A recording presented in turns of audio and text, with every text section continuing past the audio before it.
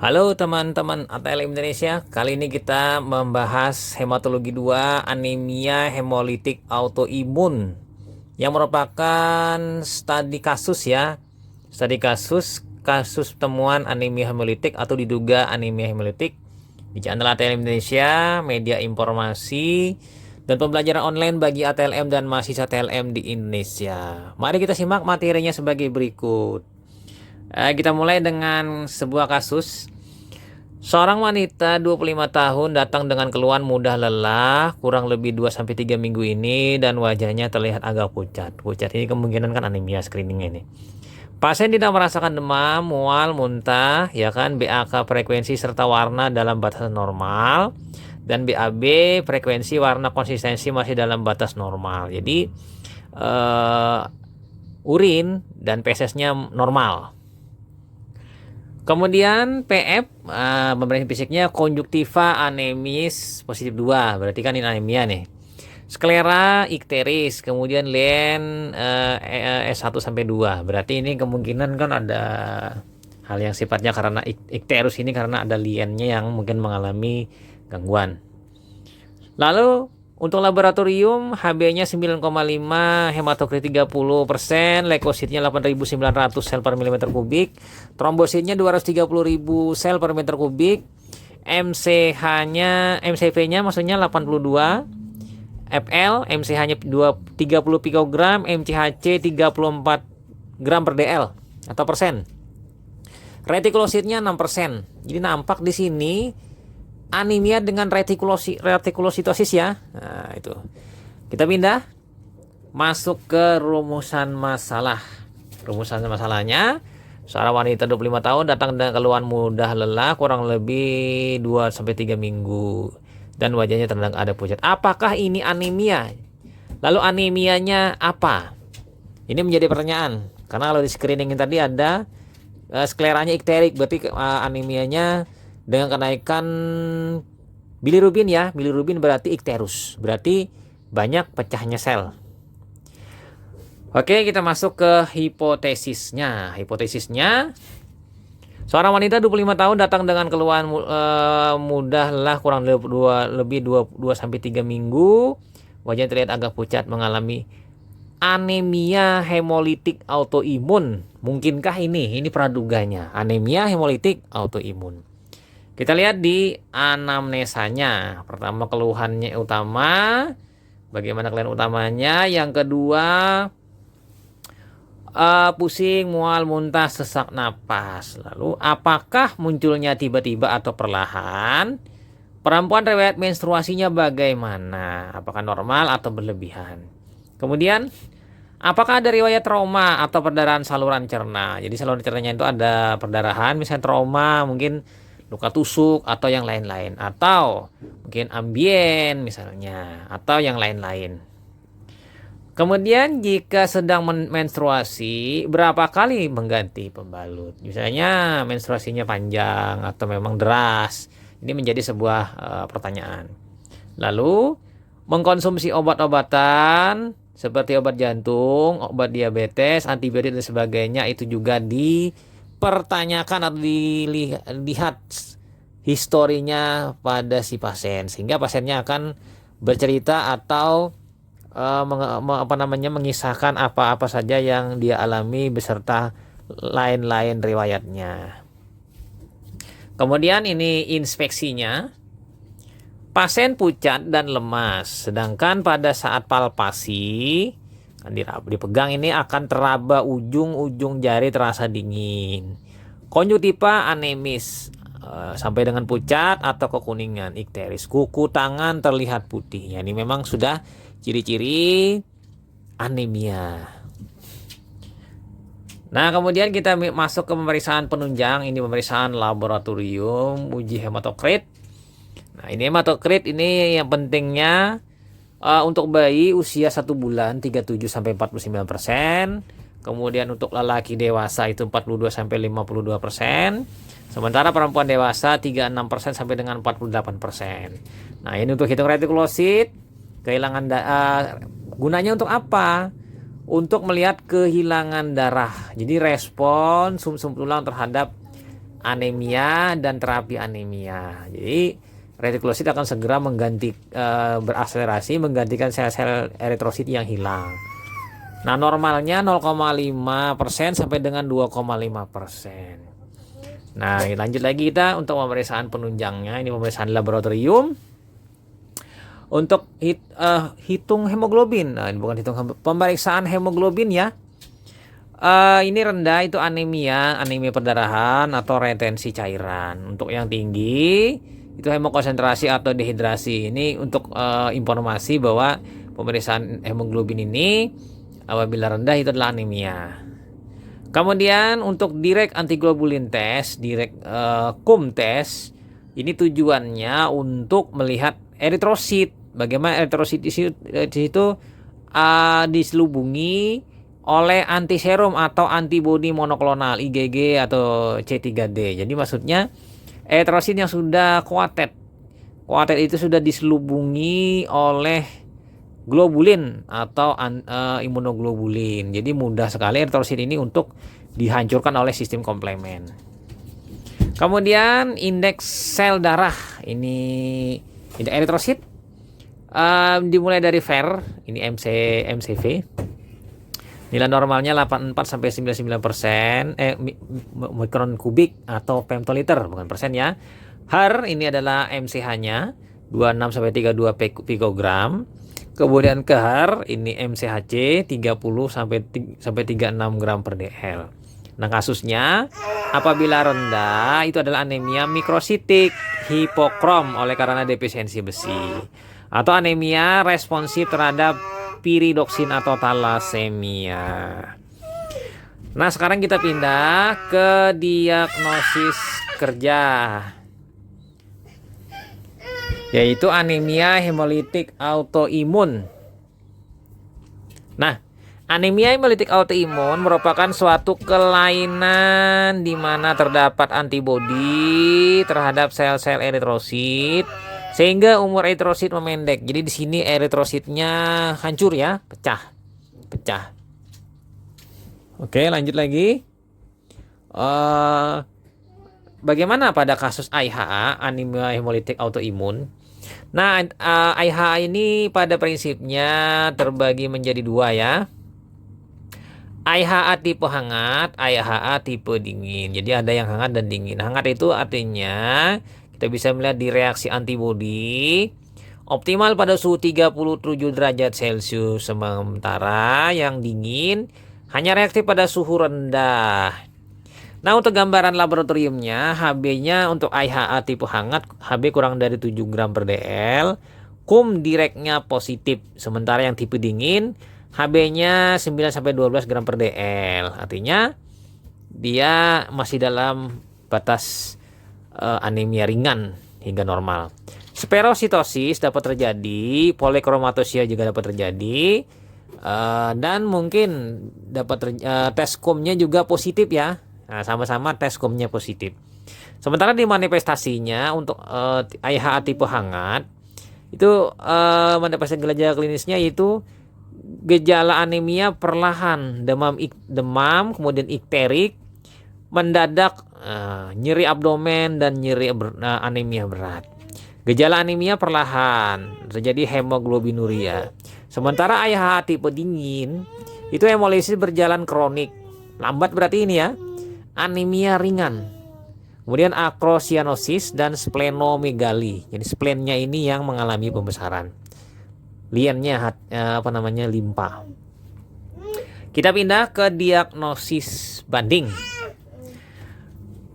Ini untuk pembanding saja dari anemia hemolitik autoimun, yaitu penyakit anemia sel sabit. Sickle cell anemia atau penyakit hemoglobin S disebut juga dengan drepanositik dan meniskositosis. Ini sejenis anemia kongenital di mana banyak sel darah merah berbentuk menyerupai sel sabit. Jadi selnya itu seperti sabit ya, bulan sabit, atau seperti celurit itu kan sabit. Nah, seperti itu. Pipih melengkung. Keras dia kan membrannya. Itu sudah saya bahas juga di anemia mengenai anemia sel sabit. Nah, ini Terjadi mutasi pada rantai beta globin dari hemoglobin yang menyebabkan pertukaran asam glutamat, ya kan? Suatu yang asam amino kan dengan asam amino hidrofobik valin pada posisi rantai 6. Jadi terganti ya, tertukar. Ya kan, tertukar. Kemudian terdapat ikterius. Ada episode atralgia dengan demam. Serangan sakit perut dan muntah itu bisa dapat terjadi. Sakit pinggang dan sakit pada sendi-sendi. Nah, kita pindah. Diagnosis banding yang selanjutnya adalah anemia defisiensi G6PD. Ya kan, glukosa 6 fosfat dehidrogenase. Ini merupakan suatu penyakit turunan yang dibawa oleh kromosom X, X-linked disease. Jadi kromosom X ya. Kekurangan jumlah molekul enzim G6PD dan kekurangan aktivitas enzim G6PD. Jadi jumlah enzimnya yang kurang atau aktivitasnya yang tidak optimal dari enzim G6PD. Nah, untuk sediaan darah tepi akan ditemukan polikromasi. Jadi variasi dari warnanya ya, polikromasi. Kemudian poikilositosis, variasi bentuk. Ada juga basophilic stifling dan Heinz body. Nah, bintik-bintik warna gelap seperti basophil kan pada eritrosit, basophilic stifling, ada Heinz body nanti. Nah, untuk hemolisis ditandai dengan apa? Demam, jaundice itu kekuningan, ikterus kan.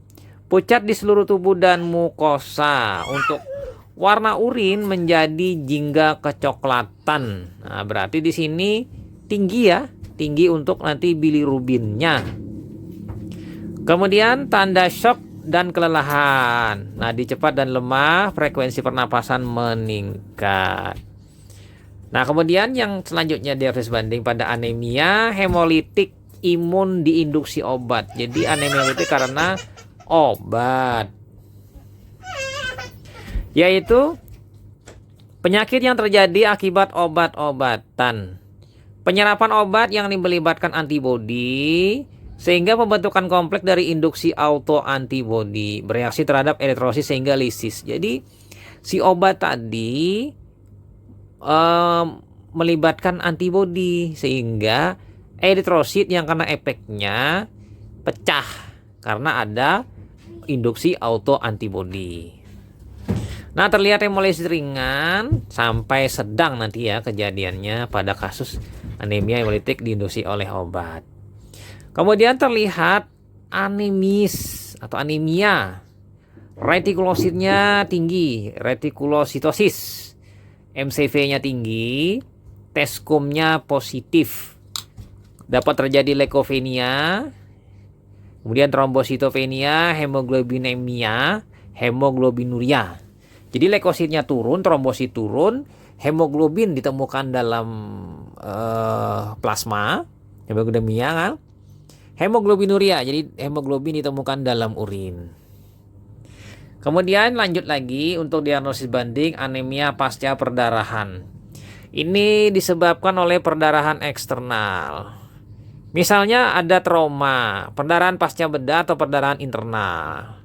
Misalnya ini pada kasus perdarahan pada kehamilan ektopik terganggu, perdarahan rongga abdomen dan lainnya. Ini berupa gejalanya nanti lelah, pusing, haus, berkeringat, sinkop, ya kan, dia sinkop sampai shock dan meninggal. Wah, ini pasiennya ya kan tiba-tiba sinkop sampai shock dan meninggal. Oke, itu kemudian kita pindah ke patofisiologi dari IHA, anemia hemolitik autoimun. Pada prinsipnya itu dimulai dengan aktivasi sistem komplement, karena sistem komplement inilah yang menyebabkan berlubang atau melubangi dari eritrosit atau merusak membrannya. Itu ada dua jalur nanti aktivasinya, jalur komplement jalur klasik dan aktivasi jalur komplement jalur alternatif. Jadi ada dua jalur ya, seperti hemostasis. Nah, akibat aktivasi dua ini komplement akan melubangi, merusak yaitu dengan hancurnya membran eritrosit. Eritrosit membrannya rusak, maka akan terjadi pecah eritrosit tadi, pecah 1, pecah 2, pecah 3, maka terjadi hemolisis intravaskular. Hemolisis yang terjadi dalam peredaran darah. Jadi keluarnya hemoglobin nanti dari eritrosit, karena eritrosit pecah, maka hemoglobin akan ditemukan dalam darah. Hemoglobinemia. Bila berjumlahnya berlebihan, nanti akan terfiltrasi masuk ke dalam urin, maka akan terjadi hemoglobinuria. Nah, kita pindah pada kasus spherositosis herediter. Ini adalah kelompok kelainan sel darah merah kan eritrosit dengan gambaran eritrosit bulat seperti donat. Jadi spherosit ya bentuknya seperti bulat ya, dengan fragilitas osmotik yang meningkat. Nanti kita bahas mengenai fragilitas osmotik atau resistensi osmotik ya. Disebabkan oleh defek ini cacat protein yang terlibat dalam interaksi vertikal antara rangka membran dan lapisan lemak 2 lapis eritrosit. Nah, ini di sini ya gangguannya. Maka bentuknya nanti tidak lagi cakrabi konkav teman-teman, tapi bentuknya bulat ya, bulat seperti donat atau untuk ya. Nah, itu. Kemudian ini terjadi anemia. Anemia, splenomegali, splennya kan membesar dan ikterus, kekuningan ya. Nah, lanjut lagi kita ke patofisiologi dari anemia hemolitik autoimun tipe hangat. Ini yang IHA tipe hangat. Autoantibodi bereaksi secara optimal pada suhu 37 derajat Celcius. Eritrosit biasanya dilapisi imunoglobulin G, IgG. Jadi sudah kuartet ya. Kuartet itu artinya dilapisi, sudah eritrosit sudah dilekati oleh IgG. Diambil oleh makrofag retikuloendotelial, dimakannya kan. Kemudian eritrosit tadi hilang dan maka sel tadi bisa menjadi sferis. Ya kan, dan dihancurkan. Ini mekanismenya seperti itu. Kemudian yang kedua, anemia hemolitik autoimun tipe dingin. Ini adalah agglutinin dingin IgM monoklonal. Jadi agglutininnya antibodinya dari kelas IgM. Yang tadi IgG kan, ini IgM. Ini adalah antibodi Donat-Landsteiner. Tapi ya kalau kita melihat lebih keras lagi di tipe hangat ya. Nah, 37 derajat Celcius. Kita pindah masuk ke etiologi. Faktor intrinsiknya ya, faktor dari dalam. Pertama kasusnya kongenital, itu karena bawaan atau karena bawaan dari lahir, yaitu defek cacat membran eritrosit. Defek ya. Spherositosis yang tadi kesalahan tadi di membrannya kan tadi. Kemudian eliptositosis, spherosit bulat seperti kue untuk. Eliptositosis bentuknya seperti elip kan. Nah, kemudian yang kedua, defisiensi enzim glikolitik eritrosit, piruvat kinase rendah atau sedikit atau tidak ada. Mungkin juga defisiensi G6PD. Ini yang tadi sudah kita bahas, G6PD. Atau defek struktur dan sintesis hemoglobin. Misalnya pada kasus thalassemia atau sickle cell anemia. Nah, ini bisa terjadi. Nah, bisa juga didapat yaitu PNH, paroksisimal nokturnal hemoglobinuria, yang pengeluarannya itu kadang-kadang keluarnya hemoglobin ya kan pada malam hari di dalam urin. Ini PNH ya. Nah, mengenai PNH nanti kita bahas atau teman-teman bisa mencarinya di internet. Nah, kemudian faktor ekstrinsik. Ini adalah IHA, warm antibody. Itu karena kasus idiopatik. Nah, idiopatik ya yang tidak ketahui. Atau juga karena hal sekunder yaitu virus, mikoplasma maksudnya, SLE, systemic lupus erythematosus atau sel lupus, atau juga pengaruh obat. Yang kedua, IHA cold antibody. Ini yang antibody dingin, tadi antibody panas. Itu juga karena idiopatik, ya kan? Kemudian juga bisa kasus sekunder. Kemudian yang ketiga, paroksimal cold hemoglobinuria. Ini bisa kasus idiopatik atau sekunder. Jadi kadang-kadang pada saat dingin itu terjadi hemoglobinuria. Nah, ini paroksimal cold hemoglobinuria. Kemudian yang nomor 4, infeksi atau toksin. Misalnya terinfeksi oleh malaria. Jadi Plasmodium falciparum misalnya menginfeksi sehingga banyak pecahnya sel eritrosit. Yang kelima, zat kimia dan obat itu adalah oksidatif, obat oksidatif, sulfonamid misalnya. Kemudian yang keenam, luka bakar, kombustio, luka bakar yang luas. Yang ketujuh, hipersplenisme. Jadi ini yang terlalu berlebihan aktif limpa dalam hal bekerja untuk menghancurkan sel-sel. Ini hipersplenisme atau splenisme. Kita pindah lanjut ke epidemiologi. Nah, epidemiologinya ini, ya kan, insidennya anemia hemolitik autoimun kira-kira 1 dari 80.000 populasi. Jadi tidak banyak ya. Dari 80.000 orang, itu mungkin 1 orang yang kena anemia hemolitik autoimun. Kita pindah ke manifestasi klinis.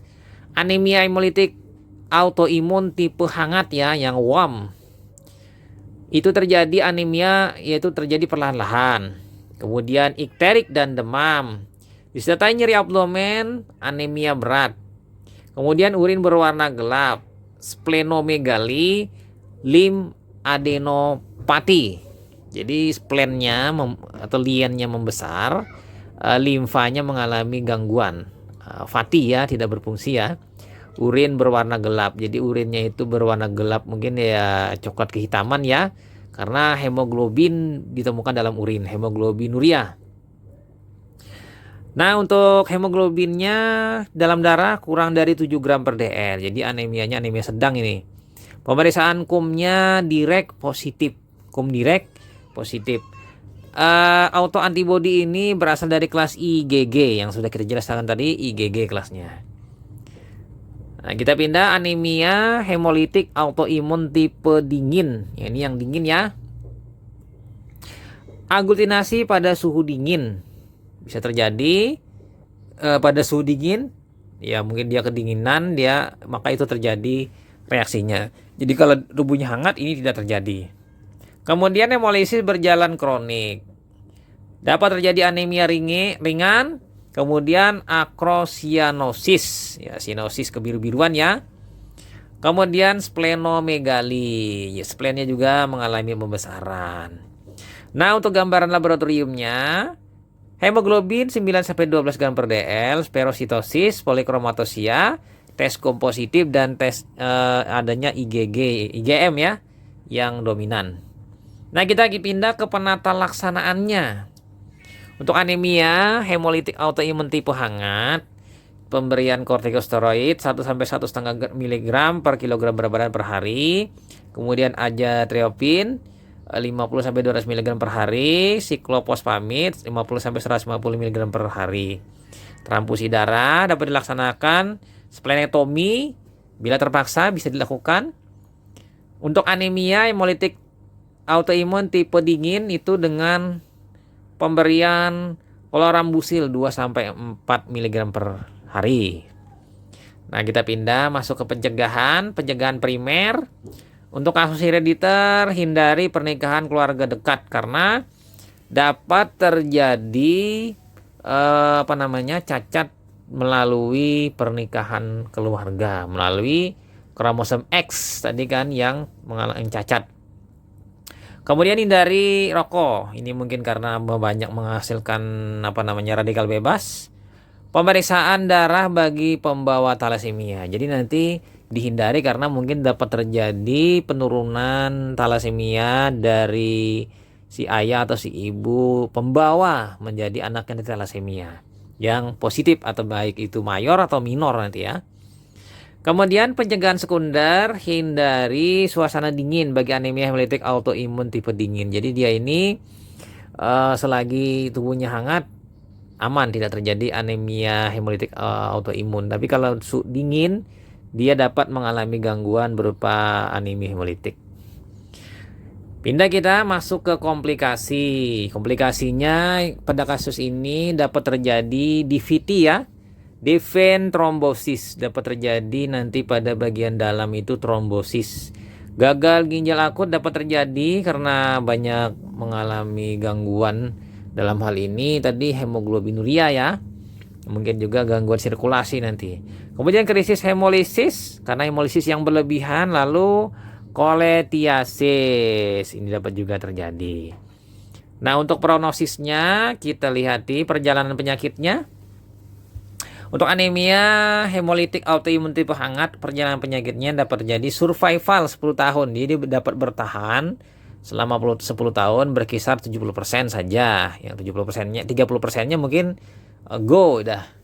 Kemudian dapat terjadi anemia DVT tadi kan, Deven trombosis. Emboli pulmo dapat terjadi, infak lien, dan kejadian kardiovaskular lain bisa terjadi. Mortalitasnya bagaimana? Nah, ini selama 5-10 tahun sebesar 15-25 tahun. Jadi angka kematiannya ini 5-10 tahun. 15-25%. Jadi kalau kita lihat 1/8 sampai dengan seperempat. Sementara anemia hemolitik autoimun tipe dingin, ini pasien dengan sindrom kronik akan memiliki survival yang lebih baik dan cukup stabil. Karena memang kasusnya bila dia hanya kedinginan, tapi bila suhunya tinggi, ya tidak akan terjadi ini. Oke, itu masuk kita di kesimpulan. Teman-teman, ada kasus seorang wanita 25 tahun datang dengan keluhan mudah lelah 2-3 minggu ini. Wajahnya terlihat agak pucat, maka wanita tersebut diduga menderita anemia hemolitik. Nah, kira-kira itu saja mengenai kasus anemia hemolitik autoimun. Semoga bermanfaat. Nah, bagi teman-teman yang baru bergabung, jangan lupa subscribe, bunyikan lonceng notifikasi, dan sampai jumpa di video-video selanjutnya. Salam hebat ATLM Indonesia. Saya Ahmad Lai pamit. Sampai jumpa. Bye.